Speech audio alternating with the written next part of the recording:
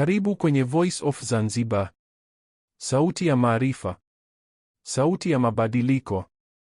Katika Voice of Zanzibar utapata habari mbalimbali na maarifa yanayogusa jamii, teknolojia na ubunifu wa kisasa, biashara, uchumi na fursa za mafanikio na hazina ya Afrika hususan.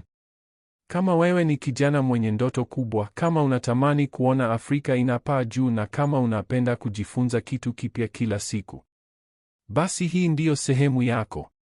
Bonyeza subscribe na washa alama ya kengele na uwe sehemu ya harakati za mabadiliko. Karibu sana kwenye Voice of Zanzibar. Mwanzo wa safari 1970. Mwaka 1970 kampuni ya Toyota ilizindua gari jipya lililolenga watu wenye kipato cha kati, wafanyakazi, familia ndogo na vijana wanaotafuta uimara kwa bei nafuu. Hapo ndipo Toyota Carina ilipozaliwa na lilikuwa gari la muundo rahisi, injini ndogo lakini imara, matumizi madogo ya mafuta na matengenezo nafuu, na jambo la muhimu zaidi, lilikuwa ni gari linaloweza kuhimili mazingira magumu.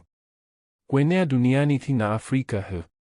Miaka ya 1980 na 1990 Carina ilianza kusambaa sana Asia, Ulaya na baadaye Afrika. Katika nchi nyingi za Afrika Mashariki ikiwemo Tanzania, Carina ikawa chaguo kubwa la walimu, maafisa wa serikali, madaktari na wafanyabiashara wenye kipato cha kati. Kwa nini? Kwa sababu Carina ilikuwa inadumu, haileti shida kwenye mafuta na vipuri vinapatikana kirahisi. Carina T190 ya miaka ya 1990 ilijulikana kwa uimara wake wa ajabu. Wengine walikuwa wakisema ukinunua Carina unamaliza shida ya gari kwa miaka 10. Mageuzi ya kiteknolojia. Kadri dunia ilivyobadilika, Carina pia ilibadilika. Kuanzia injini za carburetor hadi fuel injection. Kuanzia gearbox za kawaida hadi automatic, na kuanzia dashboard rahisi hadi interior yenye kisasa zaidi. Lakini bado ilibaki na roho yake kuu, uaminifu na uimara. Mwisho wa jina mwanzo wa enzi mpya. Miaka ya 2000 ilipokaribia, soko la magari lilianza kubadilika. Wateja walitaka magari yenye muonekano wa kisasa zaidi, teknolojia nyingi zaidi na usalama wa hali ya juu, na hapo ndipo Toyota ilipoamua kufanya mabadiliko makubwa.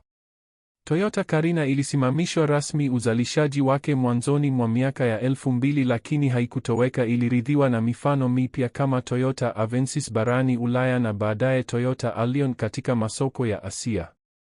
Hizi zilichukua nafasi yake kwa teknolojia ya kisasa zaidi. Carina leo hadithi bado inaishi.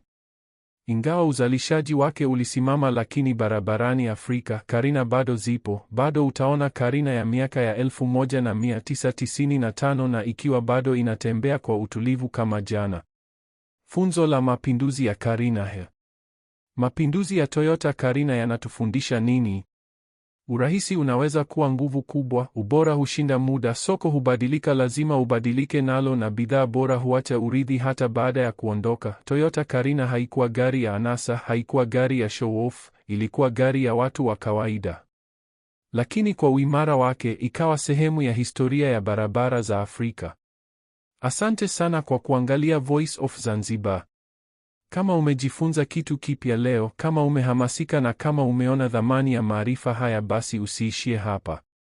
Katika Voice of Zanzibar tunaamini kuwa maarifa ni nguvu, umoja ni mafanikio, na kila Mtanzania ana uwezo wa kubadilisha maisha yake. Kumbuka, Tanzania na Afrika kwa ujumla ni zaidi ya ramani kwenye dunia, ni taifa na bara la vipaji, ni taifa na bara la fursa, ni taifa na bara la watu wenye ndoto kubwa. Kama bado huja subscribe, bonyeza subscribe sasa hivi, kisha washa kengele ili usikose na kupitwa na video zetu zijazo. Pia shiriki video hii ili sauti hii iwafikie Watanzania wengi zaidi. Maoni yako ni muhimu, hivyo tuandikie hapo chini na tuambie unataka tuzungumzie nini kwenye video inayofuata. Hii ni Voice of Zanzibar, sauti ya maarifa, sauti ya mabadiliko, sauti ya taifa. Mpaka wakati mwingine, na endelea kuamini, endelea kujifunza na endelea kusonga mbele.